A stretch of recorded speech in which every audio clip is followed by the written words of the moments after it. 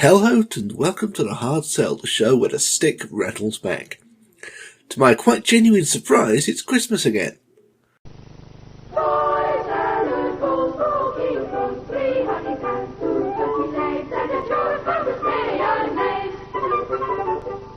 I've come to see Christmas as one gigantic bacchanalian blowout party to mark a full cycle of the Earth's orbit.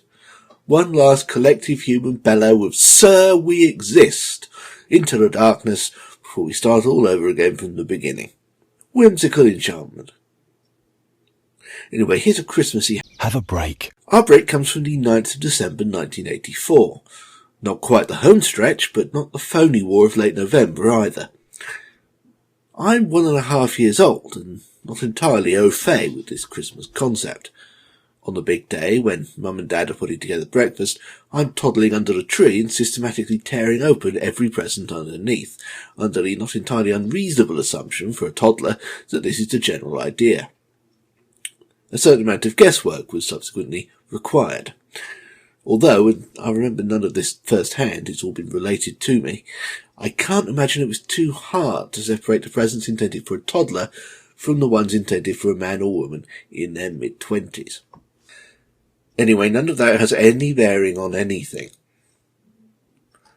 Impossible to tell what region we're in here, but at a guess I'd say Granada, if only because not every region might have bothered showing live coverage of Liverpool versus Independiente in the Toyota Cup, of which these adverts were being shown at half-time.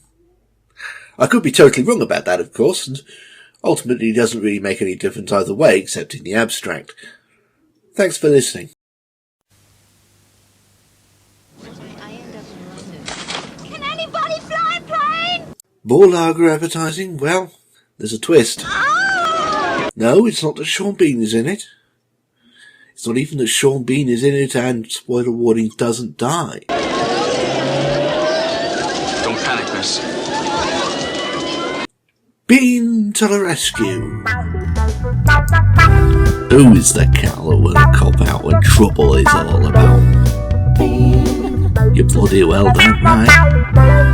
£147 of Sheffield steel love. Job, I was drinking Barbican. If you're unfamiliar with Barbican and not paying an awful lot of attention to the screen, you might come away from this under the impression they're trying to suggest that it gives you situational superpowers of some sort. The ability to fly a plane, for example.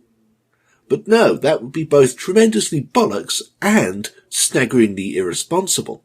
The twist is that Barbican is alcohol-free lager. Sean Bean could already fly a plane because he's motherfucking Sean Bean. But fortunately for him, he was drinking Barbican rather than actual beer and therefore wasn't pissed out of his mind. Good job, I was drinking Barbican. Maybe a little over the top, but his tongue is carefully ensconced in its cheek, and besides, this is alcohol-free beer. As far as looking cool is concerned, it needs all the help it can get. Barbican, incidentally, has long since been abandoned in this country, but it turned out so astonishingly successful over in the Arab world that a Middle Eastern branch of Coca-Cola eventually bought the name and turned it into a genericized trademark for malty beverages throughout the Persian Gulf. Get used to it, because this is what you'll be drinking at the next World Cup in 2022 at Christmas, assuming either the tournament or the world itself hasn't collapsed. Good job, I was drinking Barbican. The new IBM thermotronic typewriter has one particularly unusual feature. Technology marches on. It's now simple enough to be commercialised, and cheap enough, within reason, to serve as a potential Christmas gift idea, albeit for a very boring person indeed. Or maybe not, because this is after all a typewriter, not a spreadsheet. An electronic one, no less. Geoffrey Palmer's hushed tones introduce the newly invented IBM Quiet Writer, so relatively noiseless that you can just about hear a pin drop in its presence over all the clacking and whirring. Very much the last hurrah for a typewriter here. By the end of the decade, all the advantages of WordStar would have become available, even to the impoverished council estate dwelling likes of my family. Control KS. Santa's coming. Oh my. No, this isn't a trailer for a hardcore pornographic Christmas-themed film. Although here's some possible titles for it if it was. Thanks. No, it's the obligatory Christmas smellies. Santa's coming with denim. It's denim. I will cry at Christmas. No. This was a fragrance from Fabergé that was all, or at least some of, the rage briefly in the 70s and 80s, with the famous tagline as delivered here by Bill Mitchell through a mouthful of gravel. For the man who doesn't have to try too hard. Kind of suggested it doesn't smell of anything much, leaving you to rely on your own reserves of masculine charisma, in which case I'm fucked. Or not, as the case may be. Denim does still exist, apparently, but Fabergé sold it off millions of years ago, and the name is currently in the hands of some Swiss nobodies with a particularly cheap and nasty website. Sunrise, sunset. For the man who doesn't have to try too hard. Nobody has records and tapes like Woolworths this Christmas. Yay, Woolworths! Although the S still isn't the company name yet. But everyone always called it that anyway until they put it there officially. Sony HF94 pack with free pop book, £4.95. I won't say it wouldn't be Christmas without Woolworths, because in that case Christmas died in 2009 and can never be again. But it is a shame it's not around anymore, even if the likes of Wilco and B&M do help to fill the gap. As detailed in the very first Hard Sell Christmas special, Woolworths were the John Lewis of their time, firing the starter's pistol for the season with the epic, length-of-the-commercial break, celebrity-filled extravaganza from the late 70s through to the latest, greatest, ever more spectacular Woolworths Christmas show in 1983. There was no outdoing Joe Brand, Jeff Capes and Daley Thompson's Big Top Bonanza, and as it turned out, they didn't try. For whatever reason, that old tradition came to a screeching halt right there. And the following year, i.e. 1984, the year we're looking at, thanks for paying attention, Woolworths changed tack completely to a straightforward, celebrity-free, here are the products, here is the price sort of setup, backing up a framework with a cosy, domestic setting that we'll get to in a moment. Multimedia is the specific theme in this case, with home recording in both audio and video very much the in thing. They're very expensive 2-3 hour tapes were in 1984. Videotape twin packs, $9.45. 3 album box sets, $5.99. TDK triple pack, $3.95. Look into Woolworths for all your records and tapes. Happy Christmas. And here's our cosy, middle-class, backlit Woolworths family with a punch. Boy George! Frank Sinatra! For the real magic of Christmas, look into Woolworths. Oh look, that's what we were doing at Christmas as well. Only in our case it was because I was a toddler, didn't understand the idea and thought ripping things was fun. Not to facilitate some forced generation gap hilarity. For the real magic of Christmas, look into Woolworths.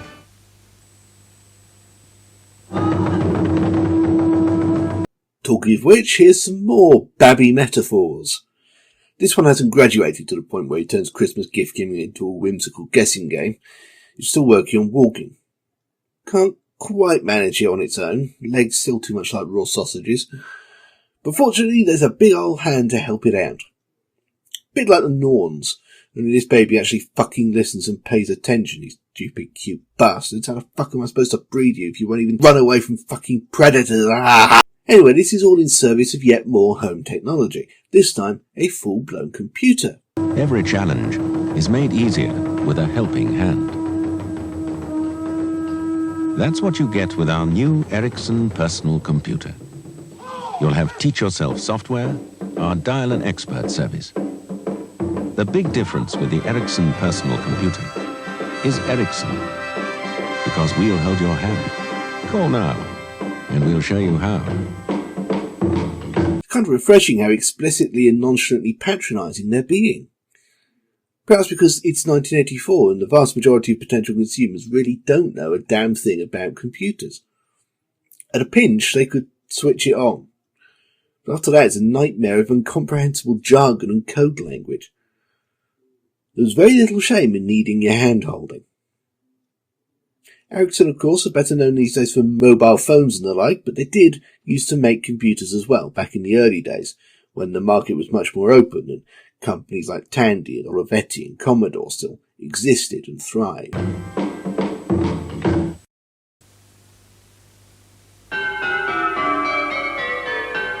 There's a jingle in the air at Asda. Remember when supermarket adverts at Christmas looked like this? Cartoon representations of Santa Claus amid snow-capped fir trees and famous comedians on the soundtrack cheerfully reading out price lists. All the festive drinks have arrived. Harvey's Bristol Cream, $3.19 a bottle. Good old Asda price. Teacher's Whiskey, $7.19 a bottle. Or wet your whistle with this. Martini Extra Dry, $2.28 a bottle. So raise your glasses to an Asda Christmas and put a jingle in your pocket. We're too sophisticated for this sort of thing these days. We'll only be impressed by tastefully shot short films with heartwarming premises, occasionally starring characters from children's books, which rarely, if ever, say anything about the actual shop it's supposedly advertising.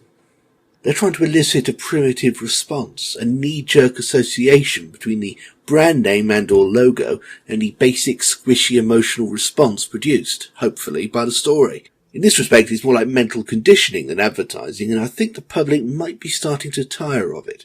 There's only so many times you can subject the human psyche to the same technique before it stops working. It's like a virus, the body eventually gets used to it. Maybe one day they'll be forced to go back to just sending us shit like this. And put a jingle in your pocket. And it's not as if there's no effort put in here. This is some impressive animation. I don't know who made it, but I'd guess Richard Williams Animation and possibly Eric Goldberg, who still worked there, the future Disney animator who created the genie. So raise your glasses to an Asda Christmas and put a jingle in your pocket.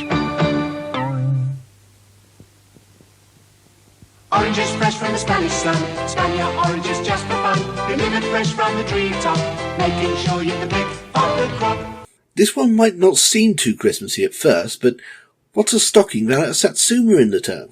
And Spaniard are cleverly taking advantage here of the increasingly widespread voluntary customer boycotting of South African produce on account of its racist. The most famous example being Outspan oranges. The vitamin C they can't be beat, all through winter they're a treat, if other fruit gives you the pip, Spaniard oranges. Take my tip. You keep your tip to yourself, especially around children. Spaniard oranges. Fresher, so much better. Oh joy! Harp Lager. The lager for sexist pricks. The ads I showed you in the previous episode were from 1980 odd. Let's see how, or if, they've developed in 4 years.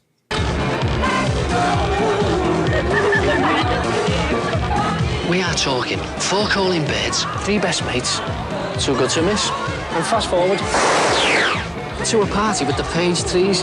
Harp, we are talking sharp. Well, they've dropped the song, but they're clearly still courting the same audience, what they perceive to be the typical working class male.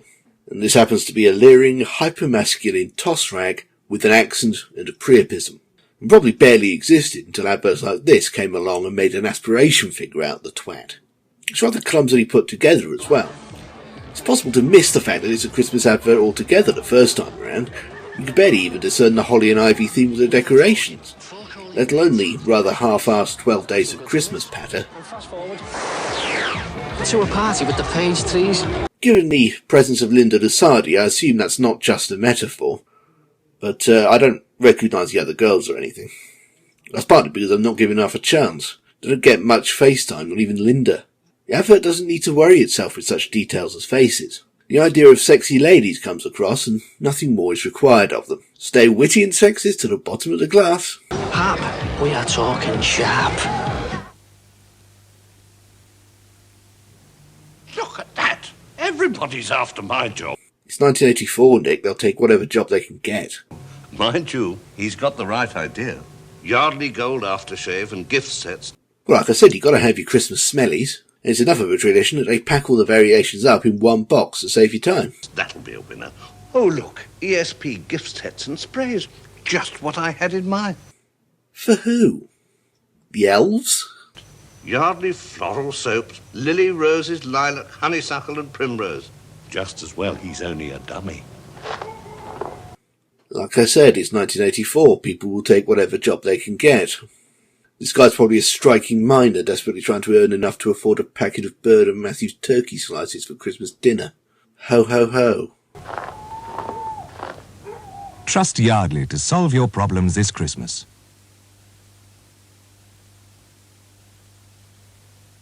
Yes, Christmas was certainly less sophisticated in those days. Sometimes that was an advantage, as with Asda. Sometimes it was a disadvantage, as with Harp. None of the adverts tried to tug on our heartstrings, with the possible exception of the Erickson computer one, and that's just because it had a babby in it. Why don't you come back next week and we'll see where we stand 34 years later?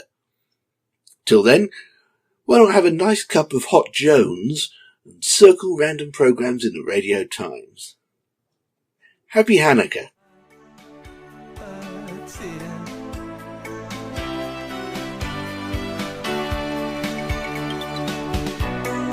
I will cry at Christmas time. I will cry a tear.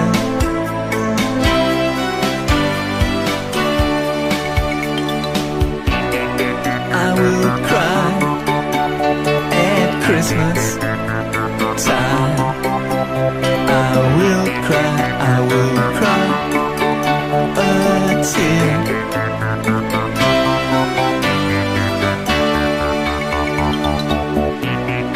I will cry at Christmas time. I will cry a tear.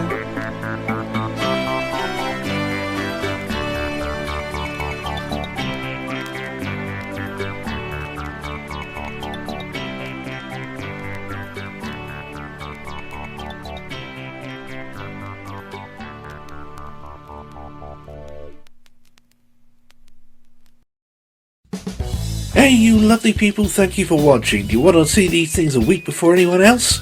Do you want access to even more video essays, random musings, and absurdist close-down based humour? Oh, England, my Do you want to read and help shape my new book about the history of the British Broadcasting Corporation? Do you want me to continue to have food and shelter?